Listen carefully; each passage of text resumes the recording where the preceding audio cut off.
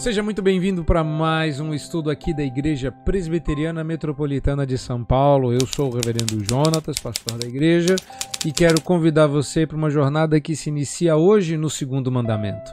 Vamos dar primeiro uma olhada no segundo mandamento e depois nós vamos iniciar um assunto que começa hoje, mas não termina hoje, que é o culto religioso e como Deus quer ser adorado. Dá uma olhada no segundo mandamento, lá de Êxodo 20, 4-6.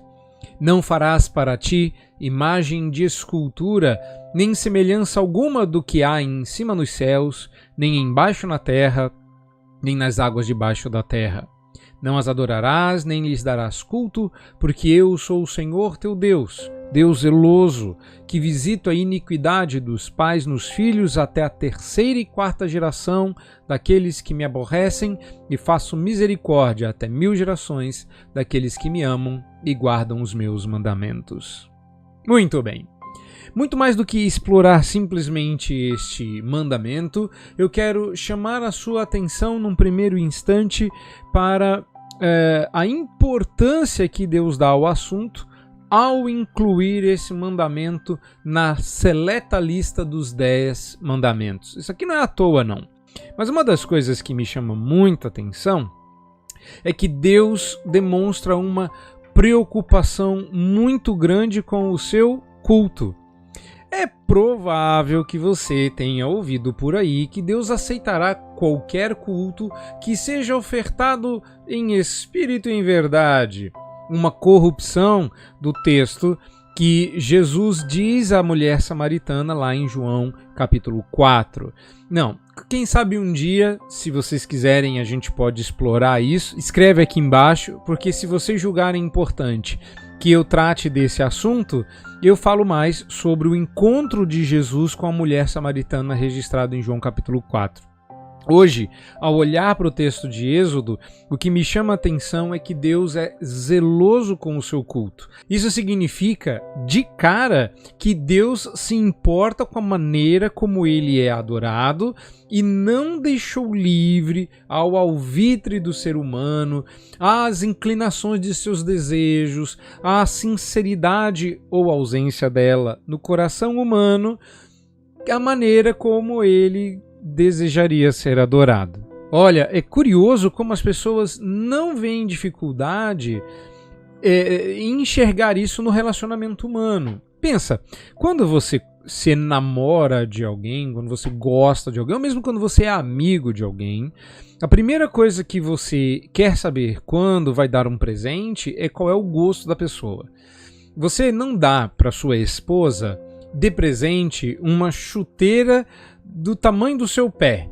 Normalmente você dá algo que ela goste, que sirva para ela, e não dá um presente bumerangue, né? Que você dá para ela, mas na verdade você quer que volte para você. Isso é uma forma cruel de egoísmo e ausência completa de amor. Assim, Deus quer que a gente o adore da maneira como Ele deseja, e Ele muito bondosamente revela qual é o gosto dele. Nós não podemos sair adorando a Deus sinceramente errados. Nós precisamos adorá-lo conforme Ele quer ser adorado.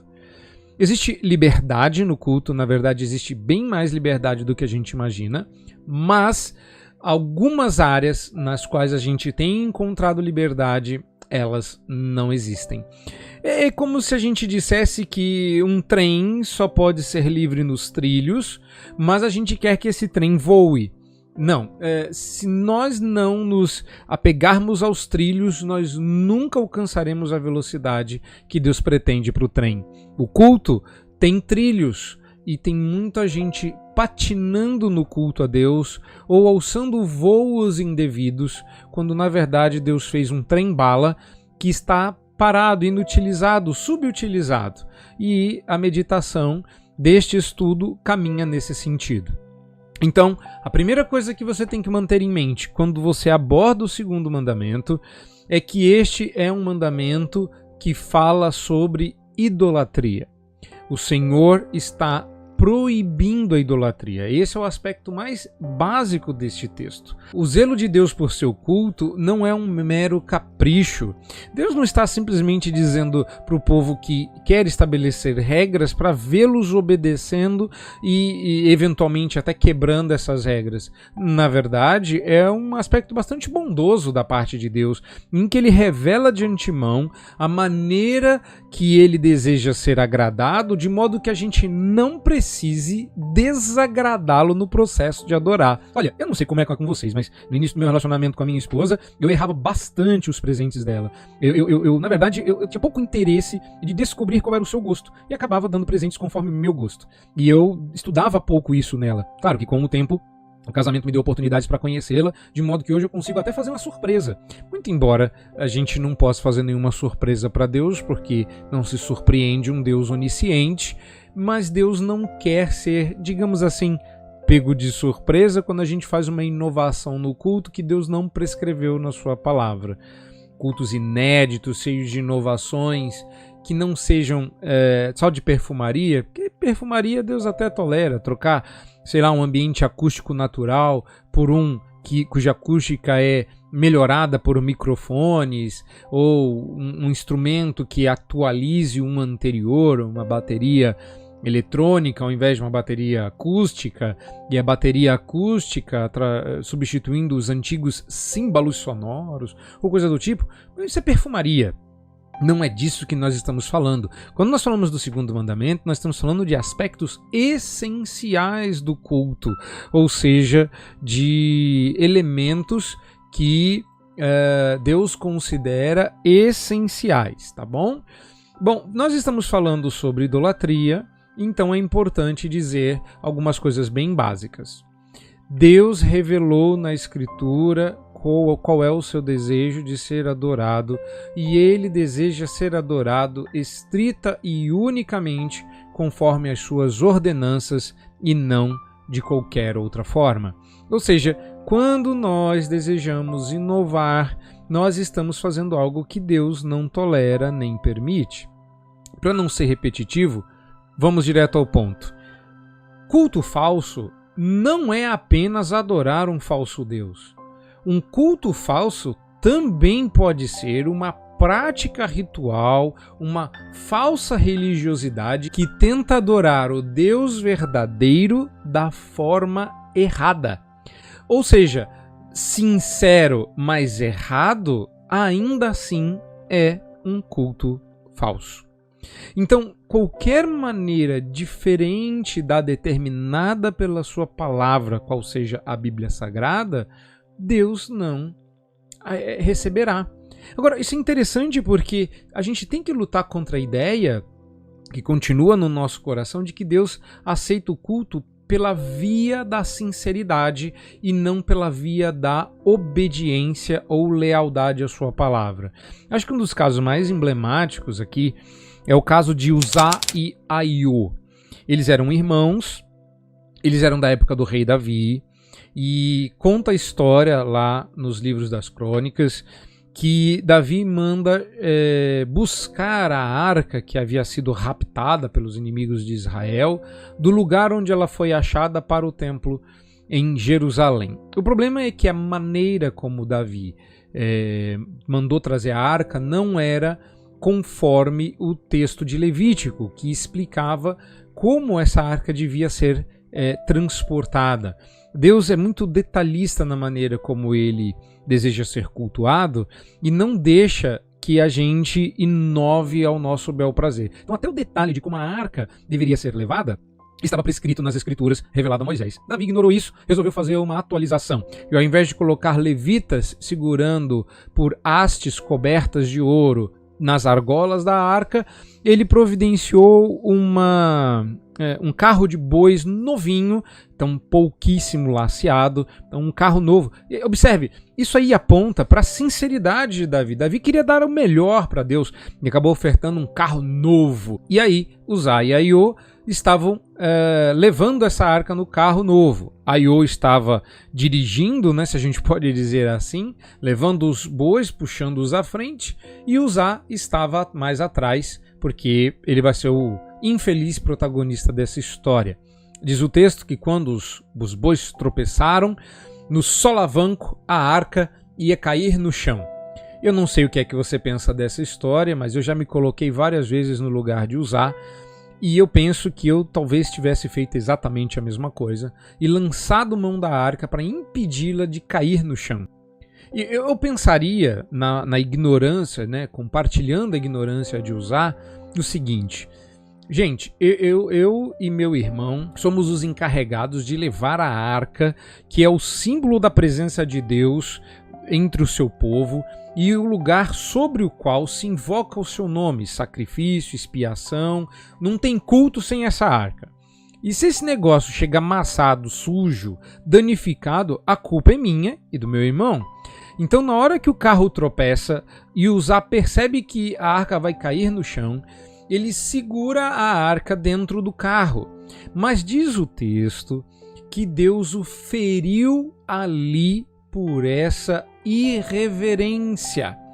Ou seja, Deus matou Uzá porque era proibido tocar a arca com as mãos. Davi temeu essa situação, temeu a Deus e manteve a arca até onde ela tinha ido e não quis mais subir com a arca porque ficou com medo de trazer a santidade de Deus para mais próximo dele. Olha, eu acho que é aí, neste exemplo, que a gente começa a ver que o assunto culto a Deus, ele tem tons mais graves e profundidades maiores do que normalmente a gente aborda. Meu ponto aqui é: nós não nos damos conta da santidade de Deus nos cultos modernos. Tudo que um culto moderno transmite é a ideia de um Deus bobalhão, de um Deus brincalhão, de um Deus laceado, tão tolerante que qualquer tipo de estripulia é aceitável, e tudo menos um Deus santo.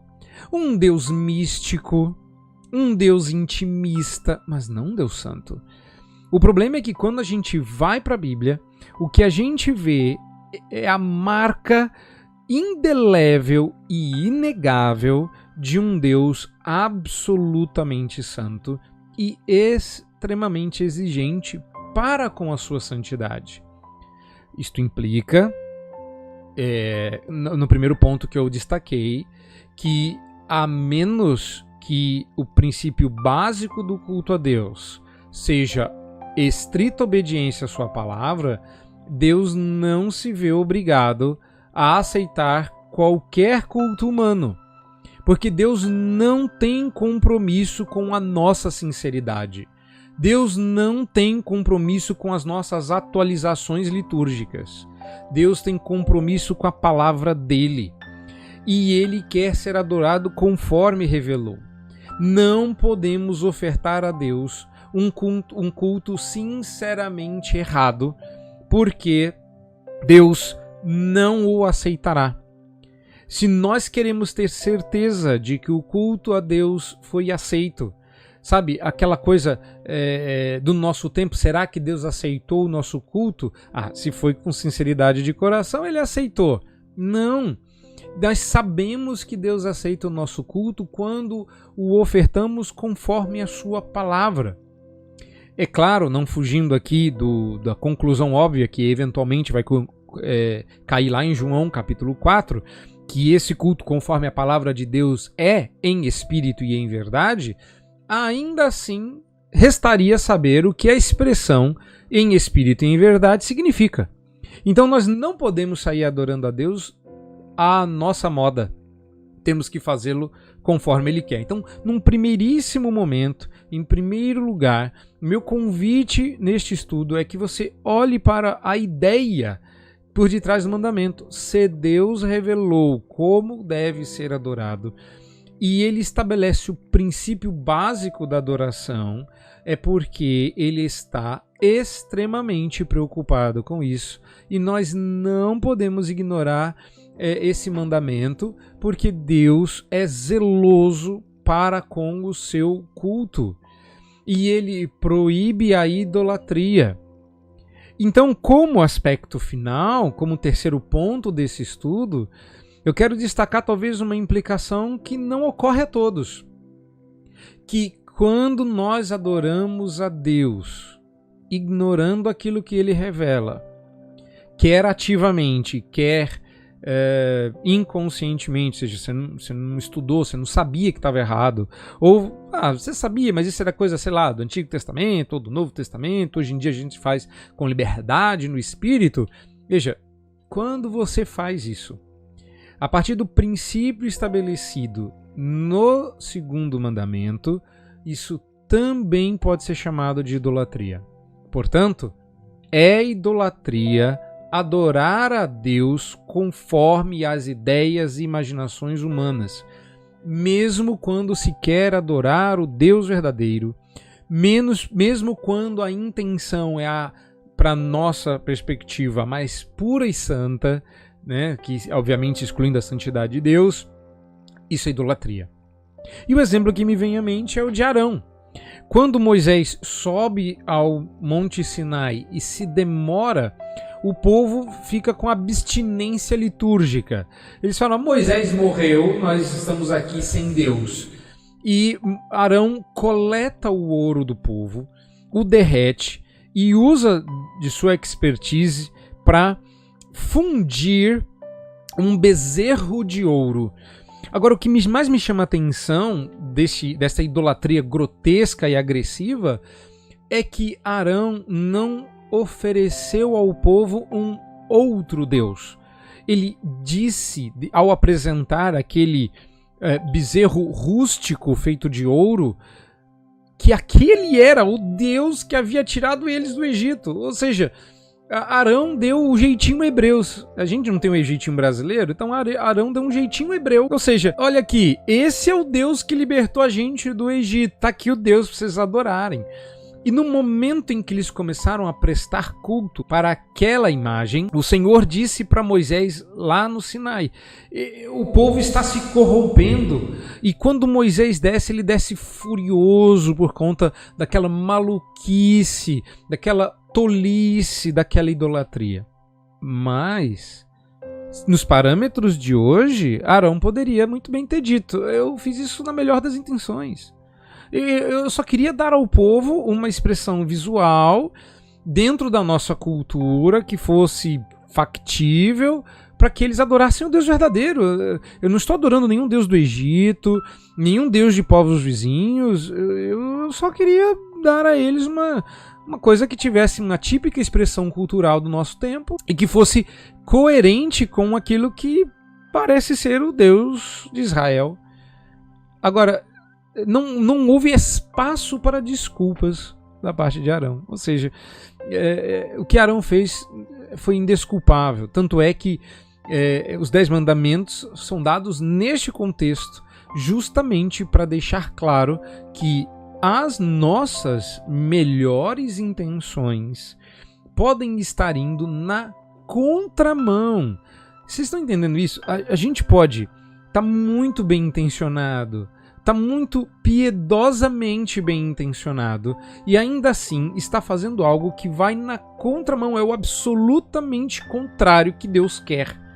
Aqui, ele deixa claro que não se pode fazer qualquer tipo de imagem de escultura e prestar culto a ela que faça referência a Deus. Por quê? Quer seja semelhança do que há em cima nos céus, embaixo na terra ou nas águas debaixo da terra, elas fazem referência a uma criação e não ao Criador. Então, é claro, depois a gente vai entrar nas questões específicas ligadas às imagens e outras coisas, mas para você entender o contexto em que esse mandamento é dado, não existe espaço para as nossas melhores desculpas só porque nós estamos bem intencionados. Então, quando a gente olha para o segundo mandamento, de cara, de primeira, a gente já nota uma coisa óbvia. Deus está preocupado com o assunto. E ele não está dando liberdade, como você ouviu, liberdade no espírito. Gente, o Espírito de Deus é o inspirador do texto bíblico. Então, a liberdade que ele nos dá é nos trilhos da sua palavra. Esse Deus está proibindo a idolatria. Isso significa que é falso culto e, portanto, idolatria, adorar de maneira errada o Deus verdadeiro. Porque você pode estar muito bem e piedosamente interessado em ofertar a Deus de coração um culto que Deus abomina. Deus não pediu, Deus não quer. Então nós temos que buscar na Bíblia os parâmetros para adorá-lo. Não, esse não é um discurso moderno, isso aqui não atinge todas as pessoas, não são todos os que se dizem cristãos evangélicos que estão interessados em ouvir tudo o que eu disse. A bem da verdade, é possível que mesmo para alguns irmãos de denominação mais próxima, da nossa mesma denominação, isso soe um tanto quanto exagerado, fundamentalista e outras coisas. Mas eu quero saber a sua opinião. Quando você lê o segundo mandamento, você vê o que eu estou dizendo? Você consegue enxergar essa preocupação do Senhor para com o seu culto? Você consegue ver que idolatria também contempla fazer o certo do jeito errado? Pois bem, este é o primeiro estudo e a primeira meditação. Voltaremos a esse estudo mais algumas vezes, voltaremos ao segundo mandamento mais algumas vezes para explorar com um pouco mais de proximidade, porque vamos combinar. As pessoas não mudam mais de igreja por causa da teologia necessariamente. Tem os bem-aventurados que fazem isso porque percebem que a orientação de suas igrejas, de sua liderança, não estão mais caminhando com a Bíblia e a teologia começa a se esfarelar. Mas, normalmente, a grande movimentação, o grosso da movimentação entre igrejas se dá por questões mais superficiais ligadas à liturgia, ligadas à maneira de fazer o culto. O culto aqui é mais alegre, o culto aqui é mais compenetrado, o culto aqui é mais lógico, o culto aqui é mais livre. E ninguém para se perguntar qual é a teologia por detrás do culto. E quando a gente vê isso em um mandamento, o que fica assim cristalinamente claro, e eu sei que eu estou sendo repetitivo para frisar, que o que fica claro é que Deus se importa com o nosso culto. Nós devíamos fazê-lo também, tá bom? Deus abençoe, até a próxima e continua aqui no canal. Não se esquece de se inscrever, de colocar, apertar o sininho para você não perder as atualizações do canal. E nos acompanhe, porque a gente vai continuar estudando os 10 mandamentos e os desdobramentos que os seus entendimentos encerram, tá bom? Fiquem com Deus, até a próxima!